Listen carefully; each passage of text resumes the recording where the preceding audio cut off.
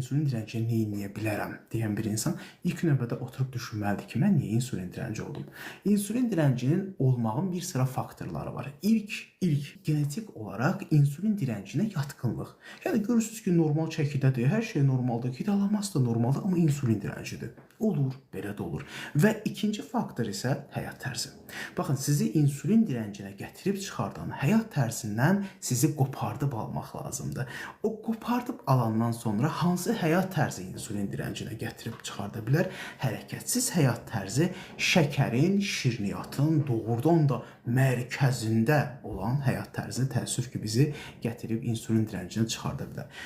Bir də ki, əlbəttə genetik yatkınlıq var. 120 kiloqram olmaqla paralel insülin direnci yoxdur bu insanın.